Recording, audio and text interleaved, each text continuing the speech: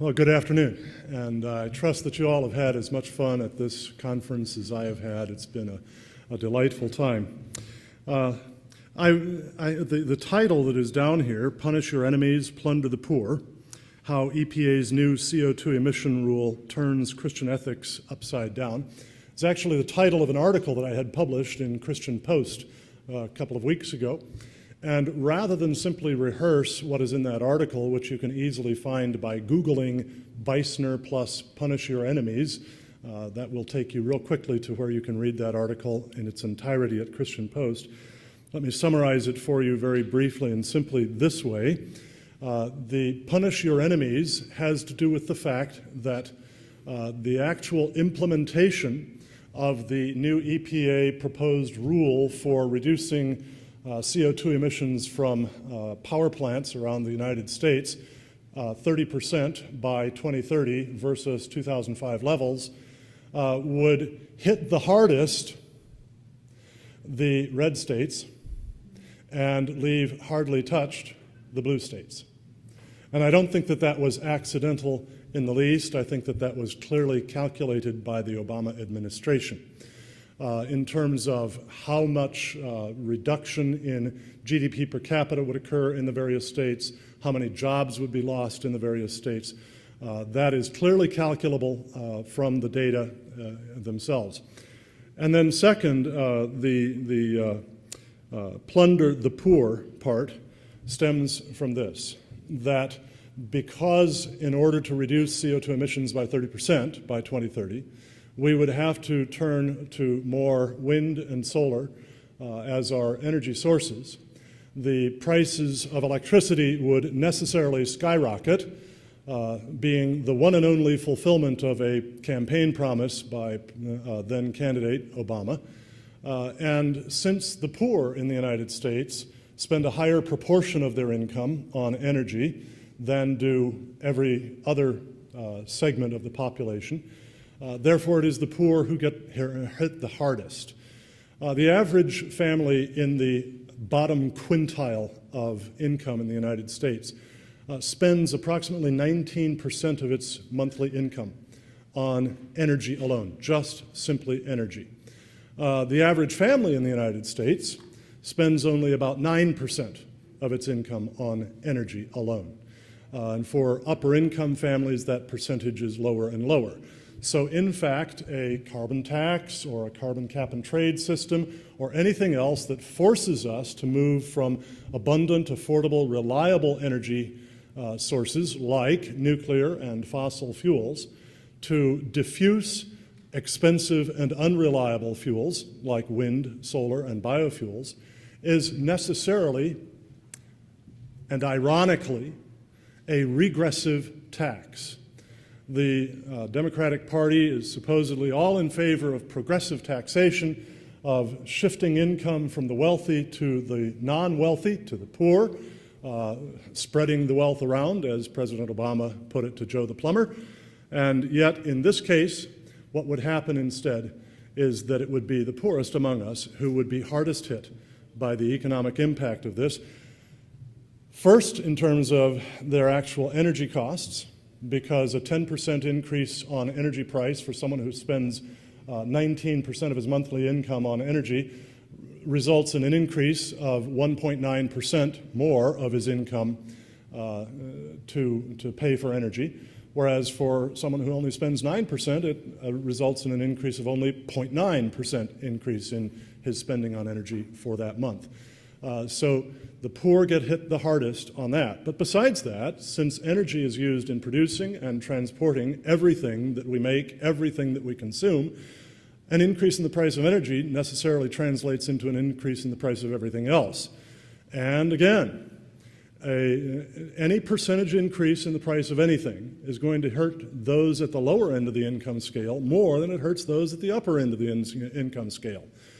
Now further, compliance with EPA's new proposed rule for 30% reduction in CO2 emissions by 2030 versus 2005 will cost on the measure of about 250,000 lost jobs in any given year between now and 2030. Most of those jobs will likely happen among people who are low-skilled and therefore low-waged, and therefore, again, the poor get hurt the hardest, the worst by this sort of thing. So what I consider to be the case for the EPA's new proposed rule is that we punish our enemies, we hit the red states hardest, and we plunder the poor, and that puts Christian ethics upside down. Christian ethics says, love your enemies, do good to those who hate you and despitefully use you. That's the words of Jesus. And Christian ethics also says, in the words of the Apostle Paul, remember the poor. So I see that as a very serious problem. Now I'm going to broaden out from consideration of that proposed new rule and just speak to you in fairly simple terms about what I consider to be the ethical poverty, the ethical counterfeit nature of the entire campaign to force reduction in CO2 emissions in order to mitigate global warming. You don't have to be a climate skeptic to recognize this. You don't have to contest any of the IPCC's projections of how much warming comes from a doubling of CO2. You can, in fact, accept all of their projections, and you can go to the impacts report of any one of the IPCC assessment reports, assessments 1 through 5. And you can look into the impacts report and look at their scenarios for the future under various different assumptions, business as usual or certain percentages of reductions in CO2 emissions and so on. You can look at any of their scenarios.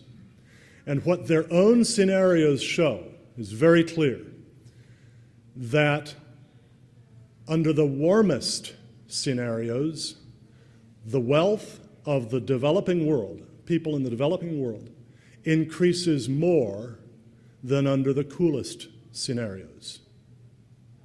Now, wealth is extremely tightly correlated with health and longevity and even life satisfaction, or the report of how happy people are with their lives.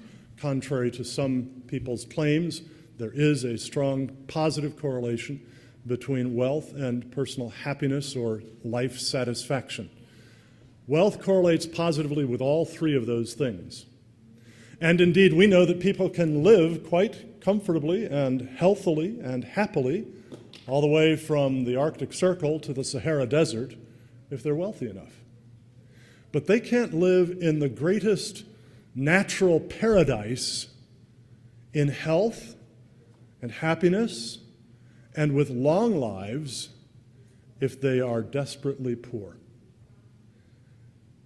The correlation between wealth and longevity, between wealth and health, is so strong that you cannot live in the best natural habitats and overcome the natural tendency toward disease and premature death without wealth.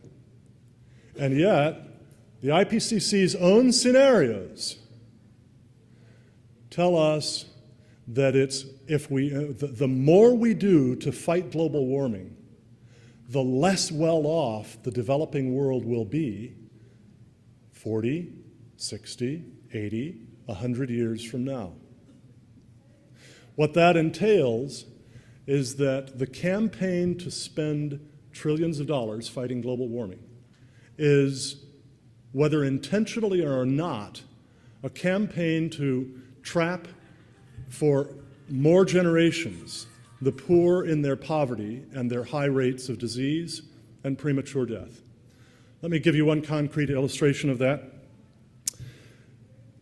It's estimated that it would cost us about $50 billion a year from the American economy to comply with the new proposed EPA rule on CO2 emissions. Now, we also can estimate, I believe it was the World Bank that did this, but at the moment I'm not sure which of the various different international organizations did it, but it was a very prestigious one, calculates that it would cost us about $49.5 billion a year to build all of the fossil fuel electric generating plants needed plus all of the grid needed to electrify the homes of all of the people in the world whose homes are not now electrified. And the result of that would be that instead of their burning wood and dry dung as their primary cooking and heating fuels, the World Health Organization estimates that the smoke from that kills about 4 million a year, most of them women and children because they are the most exposed. And then, of course, it also causes hundreds of millions of non-fatal respiratory diseases that keep people out of work or make them less energetic in their work for various periods of time, therefore also slowing their rise out of poverty. It would cost us only about $49.5 billion a year to deliver them all from that. That's $500 million a year less than the cost of complying with EPA's new proposed rule on CO2 emissions. Yet EPA admits that full compliance with its rule would have no discernible effect on global climate from now to forever. What that tells me is that that rule is all pain and no gain. What that tells me is that we need to pay attention to opportunity cost a little bit. What you spend on A, you can't spend on B. And if we really care about the poor in this world, we need to step off the global warming bandwagon and start putting our money where it does the most good to protect life and health.